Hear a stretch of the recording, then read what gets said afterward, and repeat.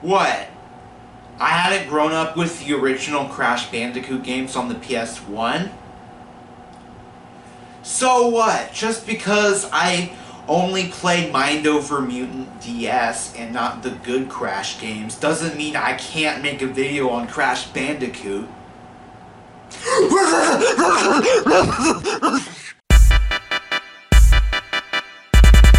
Crash Bandicoot, everyone's favorite orange rodent with a belly button and no nips. I just came up with the perfect Crash Bandicoot ripoff. I'm Josh Bandiperson. I thought about doing this video with just my shorts, but the video will probably be flagged for nudity and not everyone needs to see that. I lied. The orange nippleless Bandicoot had been dead for a while until remakes of the original PS1 trilogy and Crash Team Racing came out. Then we got Crash Bandicoot 4. It's about damn time. Yeah, I don't want Lizzo to copyright strike my channel. Then we got Crash on the Run, an infinite running game on Android and iOS. Now we have Crash Team Rumble. Is it a battle royale game? Is it a first-person shooter? Is it a wrestling game? What genre is this?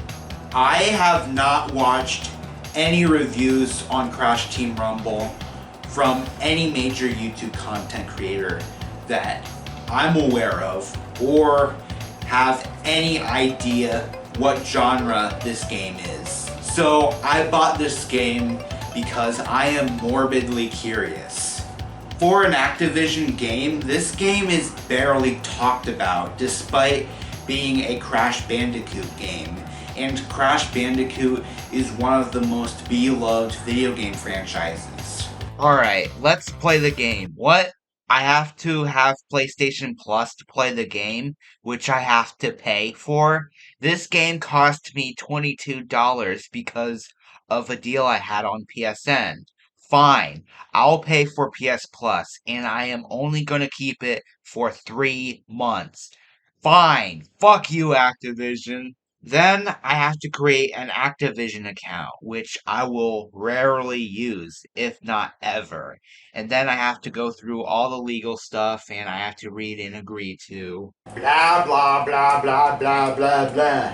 Then I got a cinematic cutscene and oh, this game is a basketball game. Okay, this game is also made by Toys for Bob, the same company that made Crash Bandicoot 4. So all the character designs are based on Crash 4 designs. Yes, Toys for Bob has this really catchy intro logo back when they made Madagascar, the video game.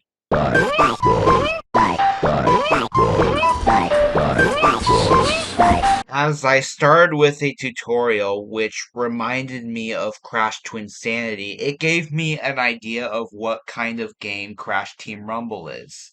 It is a basketball game. Well, sort of, except you just stay in the circle and you score Wampa fruit.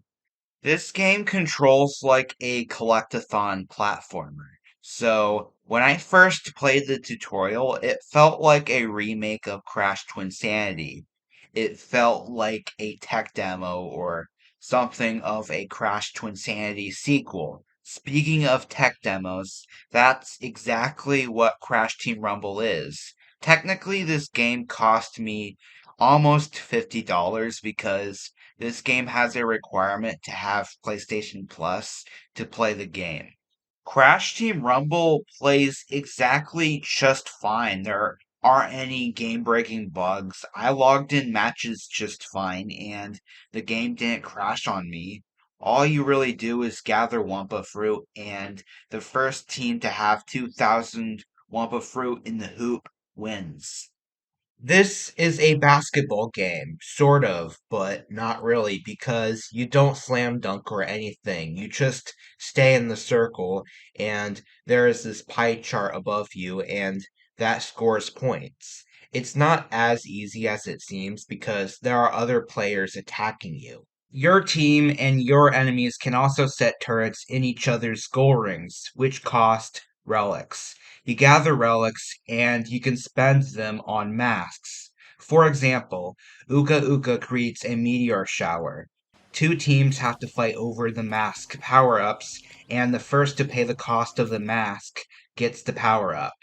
Then there are gem platforms, and when you jump on all of them, you get a boost. So when you score Wumpa Fruit, you gather in more points. There are multiple maps in Crash Team Rumble, with each map having different power-ups and stage gimmicks. You can play as multiple different characters in the game, with each character having a different set of moves and abilities. Crash has the same moveset as he did in the other games. He can spin, slide, jump, and all the same moves you expect Crash to have. My favorite character to play as is Tana because of the variety of moves she has. You can level up each of the characters you own or unlock more costumes and power ups. I mostly unlocked backpacks, and that's about it. I unlocked this jetpack even though I can't fly around with it. While I was waiting for matches, I found other players wearing this blocky Minecraft skin costume on Crash. I was like, what? That looks cool. I would like that. What's kind of out of character for Activision is that there aren't any microtransactions or anything in this game. It is kind of unusual for Activision because this game is an online multiplayer game, and Activision loves their microtransactions. The only hat I unlocked is this winter hat that I put on Tana, which looks like the tip of Crash's breakfast sausage. Hey, what are you doing? Why the hell are you just standing there? Oh, there you go. I got really bored of this game really quickly. There's just one mode in this game, and that's it. It's just standing in your team's ring until you score points, and you smash boxes and gather more Wumpa fruit. Rinse and repeat. Yes, there are many different level gimmicks and multiple power-ups. Yes, there is some platforming in the levels. This game reminds me of Mario Tennis Ultra Smash. Yes, this game plays exactly just fine, but there isn't much content, so you get bored within a few hours. Look how much footage I recorded. I only played it for a short amount of time because I got so fucking bored. Yes, there are unlockable costumes, characters, and stuff to unlock, but the journey to unlocking them is just doing the same thing over and over. There are no other modes, no single player, no nothing at all. You can create a private match with your friends, and you can play the tutorial over and over as much as you please. That is just as filling as popcorn kernel skins. No wonder no content creator that I watch made a video about this game. This game tries to be fleshed out, but there is only one mode. One mode. That's it. I heard news that Toys for Bob announced a four-player party mode into the game as Season 2. So, Activision, the parent company, must have mandated Toys for Bob to rush this game out to be released in June because June is Bandicoot month.